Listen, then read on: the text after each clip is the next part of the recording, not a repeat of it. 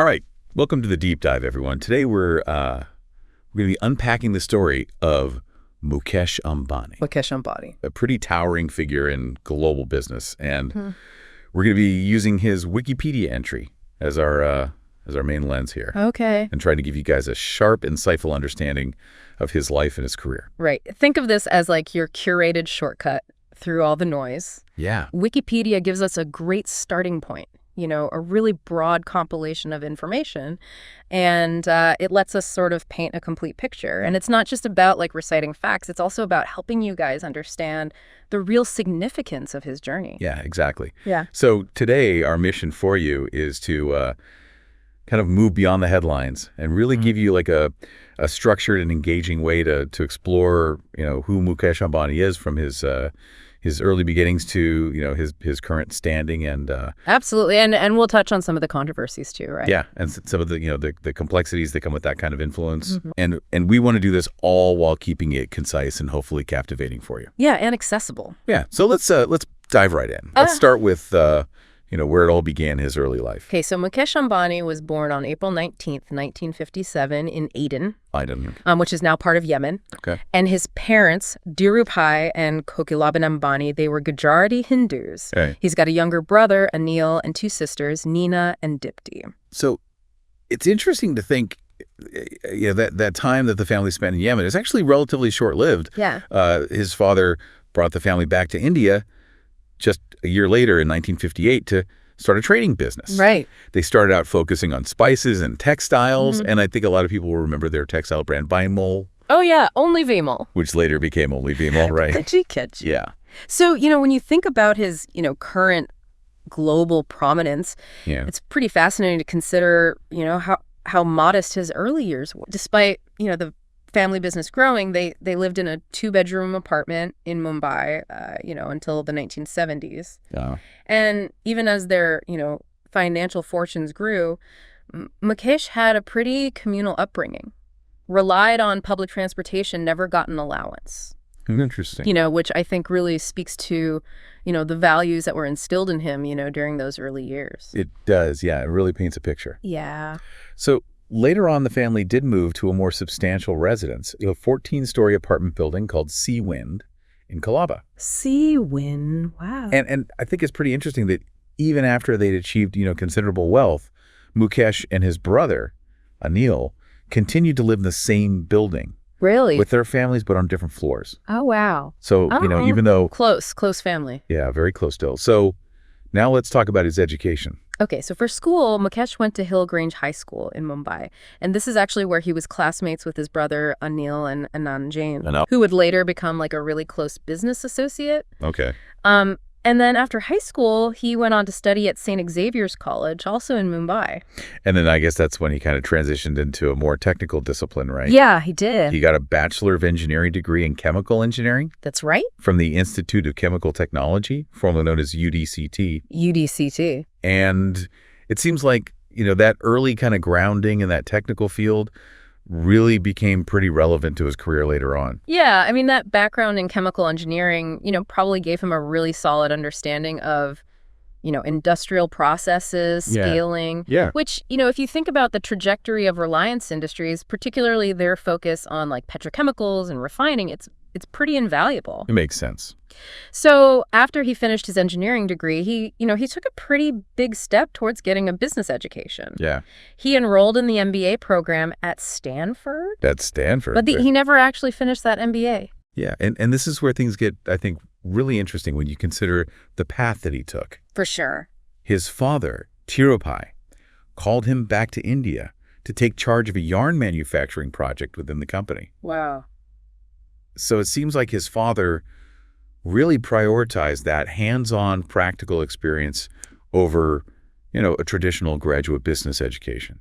Such an interesting contrast, right? Yeah. I mean, while a Stanford MBA would have given him, those theoretical frameworks and those networking opportunities, his father really believed that being immersed in, a real-world business challenge was the better path for Mukesh. Yeah, it's a very specific philosophy. Yeah, learn by doing, Yeah. But, his formal education wasn't without impact. Right. He's credited his teachers, William F. Sharp and Manmohan Sharma, with encouraging him to think outside the box, Yeah. to be innovative. And you can definitely see that mindset, in his ventures later on. Absolutely, and that kind of leads us right into his, career highlights and some of his most significant achievements. Yeah.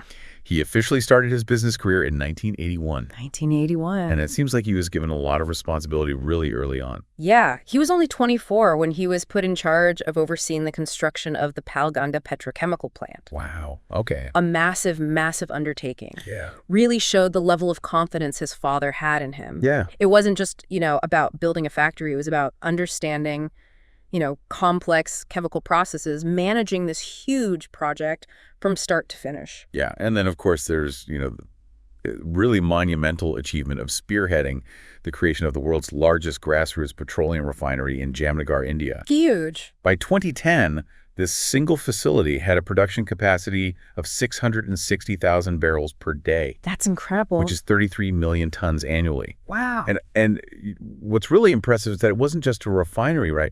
It was this whole integrated complex that included petrochemical production, power generation, a dedicated port, and all the supporting infrastructure. Like a whole ecosystem. Yeah, it was really building an industrial ecosystem from scratch. From the ground up. Yeah. I mean, for you, the listener, just trying to grasp the scale of that. It's hard to imagine. This wasn't just expansion. This was creating something entirely new. Yeah. And what I think is so insightful here is not just the size, but the strategic thinking behind it. Yeah. Integrating refining with petrochemical production and all the essential infrastructure. Right.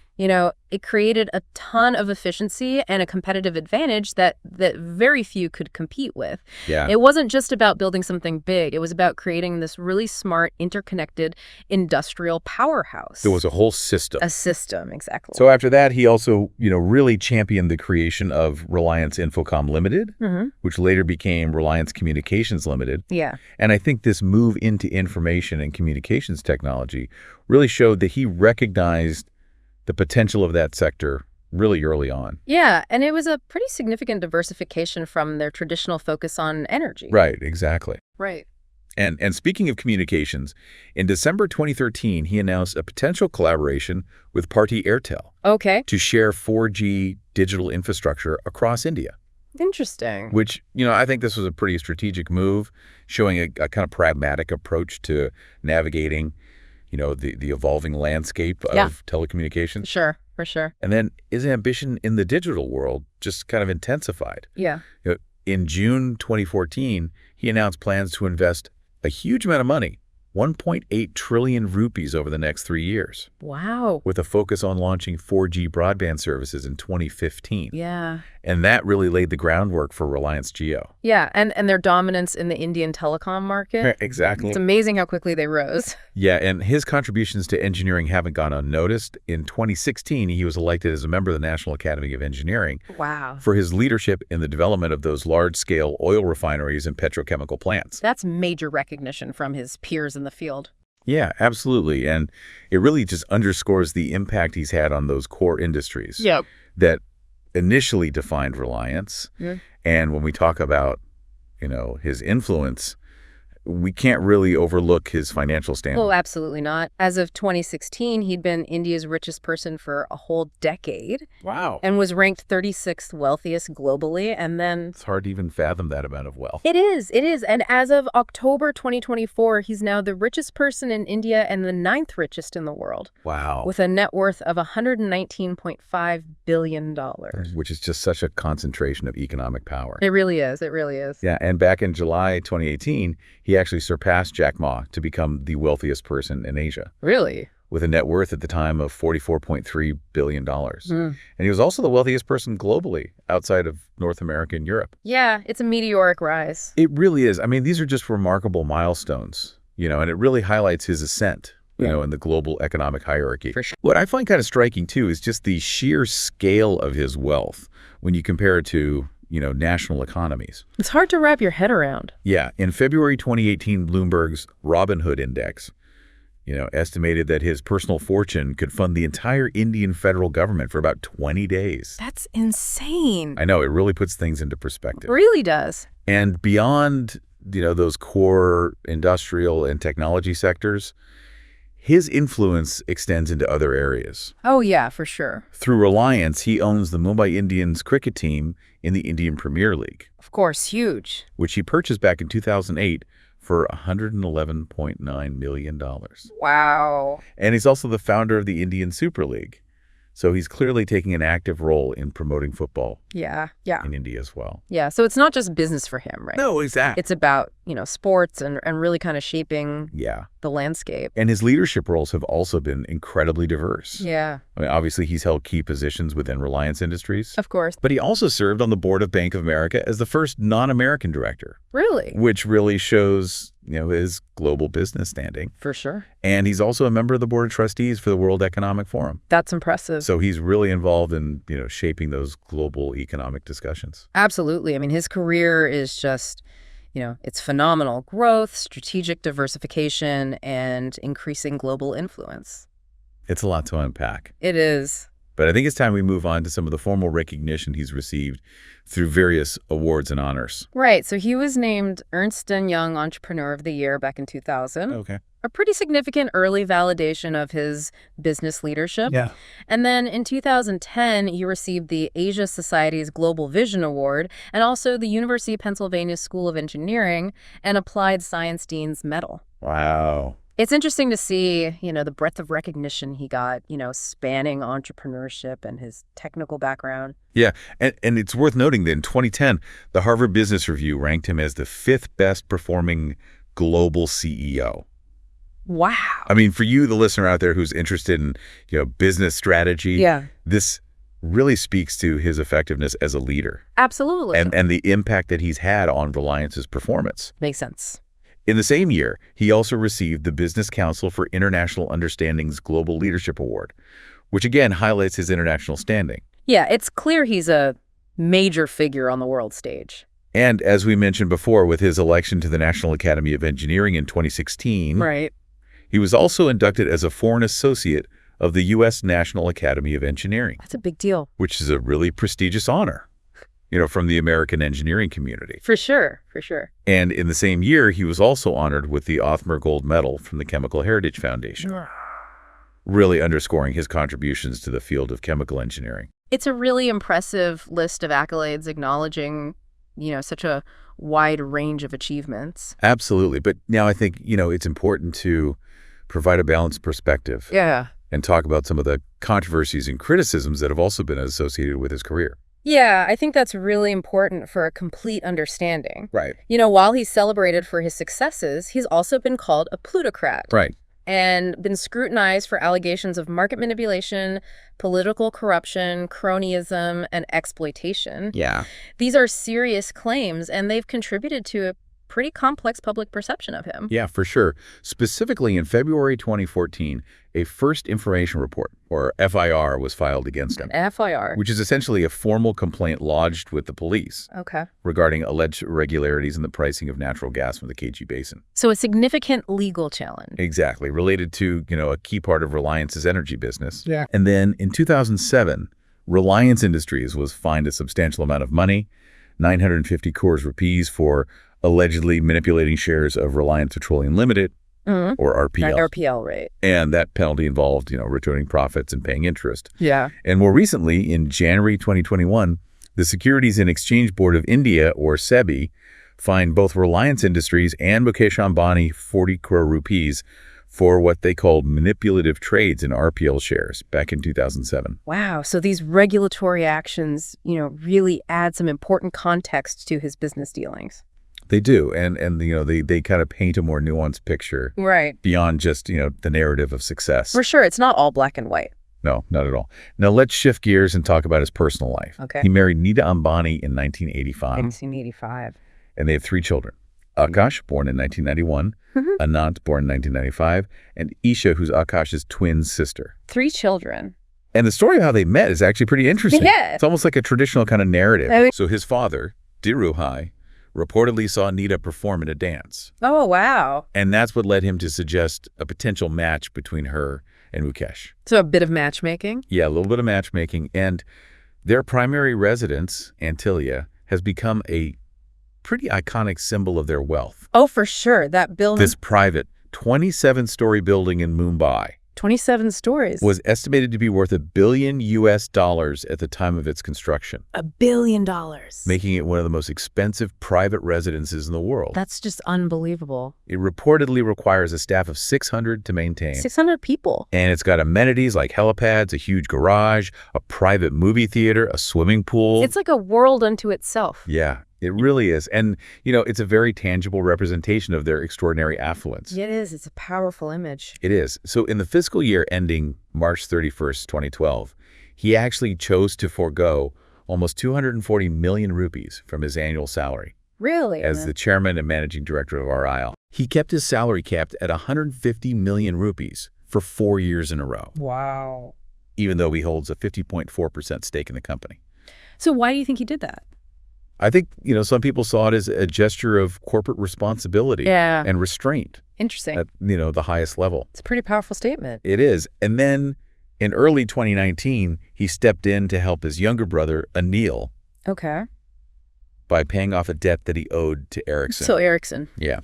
That's interesting. And that kind of, you know, averted potential legal problems for his brother. Right. So I think it really highlights the, you know, the complex but strong bonds within the Ambani family. Absolutely. He's also faced some pretty serious security concerns. In 2021, there was a bomb scare Oh, wow. when an SUV with explosives was found near his residence in Mumbai. That's terrifying. Yeah, and then in 2023, he reportedly received a death threat via email. That's scary. So, you know, these incidents really underscored the level of attention and the potential risks that come with his prominent position. I can imagine. Now, his son, Anant Ambani, got married to Radhika Merchant in July 2024, and the wedding celebrations were a massive multi-day event. I heard about this. That really caught global attention. Yeah. Wedding of the year, they called it. Yeah, it's described as India's wedding of the year. Like a royal wedding. And yeah, like a royal wedding. And estimates for the costs range from $300 to $600 million. Wow, that's a huge range. No, it's a lot of money. And you know, it definitely sparked a lot of conversation. Yeah, the sheer opulence of the event really ignited discussions about wealth disparity in India. Understandably so. And then just recently, in September 2024, he made a pretty substantial donation, a crown valued at 15 crore rupees. 15 crore? Yeah, to Lalbagh Raja. Oh, wow. Which is a very revered Ganesha idol in Mumbai. So kind of balancing out the extravagance of the wedding. Perhaps, yeah. And in terms of personal transportation, he acquired a Boeing 737 MAX 9 aircraft in 2024. A whole airplane. Yeah, a whole airplane. Just for the family. And he's the first private owner of this model in India. Wow. So this was presumably, you know, for long-distance travel for the family. That's quite a purchase. Yeah. So as we wrap up this deep dive into the life and career of Mukesh Ambani, using primarily his Wikipedia entry, I think a few key insights really emerge for you, our listener. Yeah, for sure. I mean, his journey from a relatively modest background to one of the wealthiest people in the world is an incredible story. It's about entrepreneurial ambition and, you know, executing on a huge scale, particularly in the energy and telecom sectors in India. And it's really clear that his life and career are in the public eye constantly. Definitely. I mean, there's significant praise for his business acumen, right, but also a lot of criticism of his practices and the impact of his wealth on society. Very complicated picture. Yeah, it really is. So this kind of brings us to a final thought for you, the listener. Yeah. Given the scale of his wealth and influence. Yeah. How do you think figures like Mukesh Ambani will continue to shape business and society in India and even globally? It's a good question. And what are the implications of that concentrated economic power, both good and bad, that you might want to explore further on your own? Yeah, it's definitely something worth thinking about. It is. Thanks for joining us today on The Deep Dive. It's been a fascinating discussion. We'll see you next time.